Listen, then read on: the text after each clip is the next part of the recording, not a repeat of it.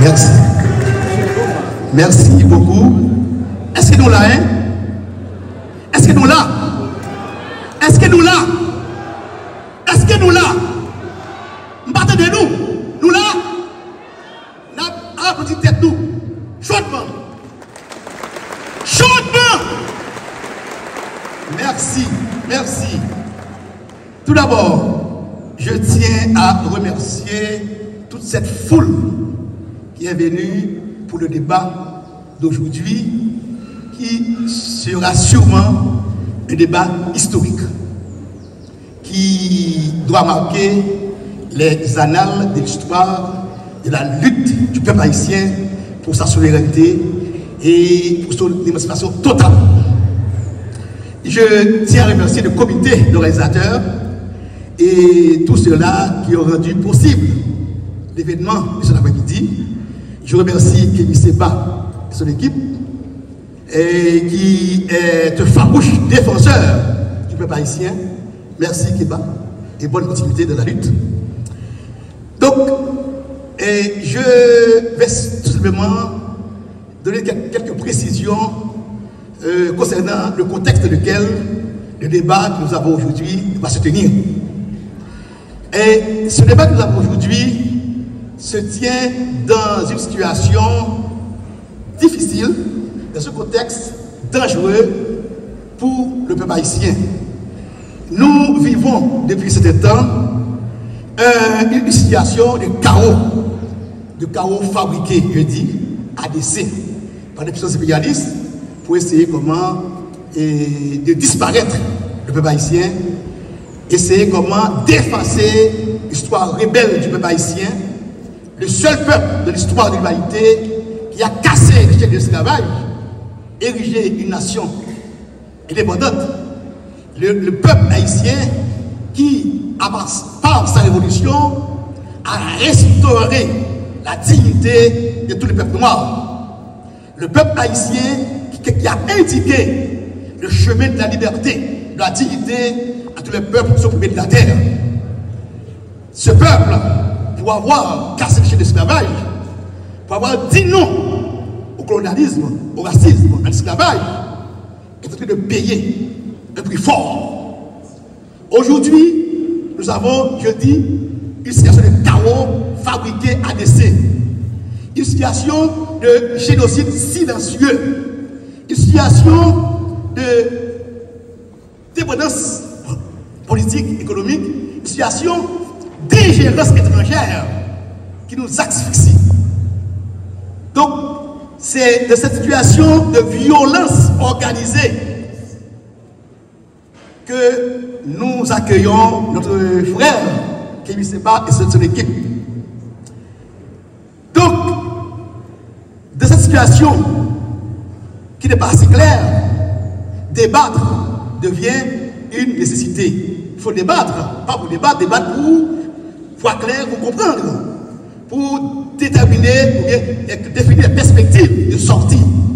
Donc, le débat d'aujourd'hui, comme je veux le dire, sera un débat historique. Et que face à cette situation de chaos, cette situation de génocide, il faut poser la question l'énième du que faire. Que faire?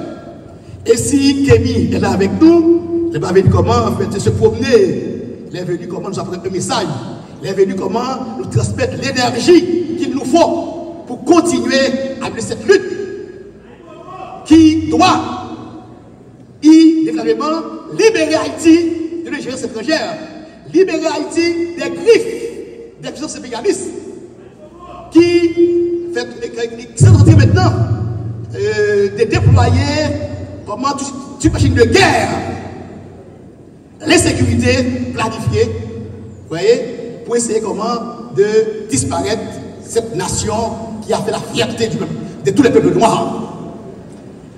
On veut qu'Haïti ne soit pas debout.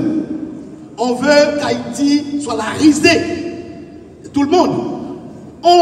C'est les impérialistes qui n'ont jamais pardonné nos ancêtres de l'avoir battu à Vertières.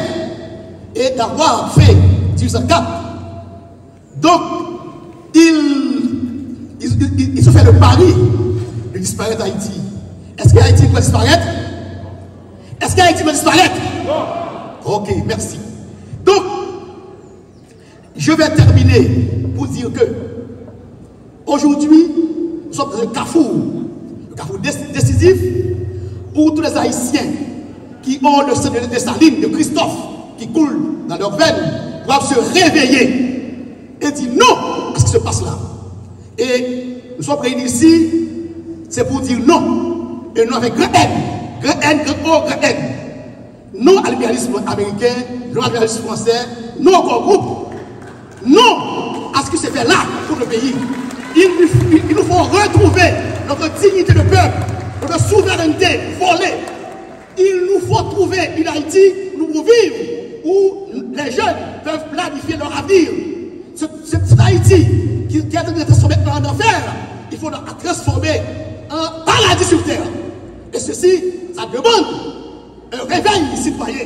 Ça demande que tous les Haïtiens, d'ici et d'ailleurs, tous les amis réels d'Haïti se mettent ensemble pour renforcer cette lutte qui doit amener à la deuxième indépendance du pays. En ce sens, nous avons là un livre présenté par notre confrère titré Haïti, urgence d'une solidarité internationale agissante face à l'hypocrisie et à la mémise génocidaire des puissances impérialistes.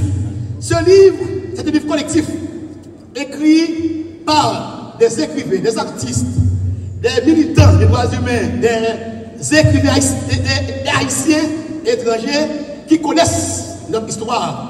C'est un cri de dédignation, cri de colère par rapport au traitement fait à Haïti à cause de son histoire. Ce livre révèle les relations qu'il y a entre la situation actuelle de violence que nous vivons et notre histoire. Ce n'est pas la violence que vous avez là en Haïti aujourd'hui, ce n'est pas un hasard. C'est quelque chose de planifié. Cette violence qui est au service du projet criminel.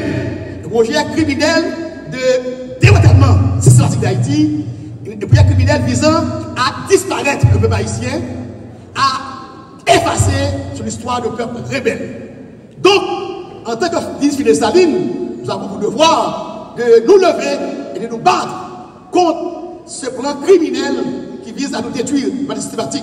En ce sens, le panafricanisme qui vise l'unité des peuples noirs, la solidarité de tous les peuples noirs et fait toute la diaspora africaine est d'une utilité, est une nécessité dans ce contexte où nous nous trouvons. En ce sens, je pense que Kémy Séba va nous entretenir, nous éclairer sur ce mouvement-là et comment le panafricanisme peut nous aider à trouver des portes de sortie pour Haïti aujourd'hui.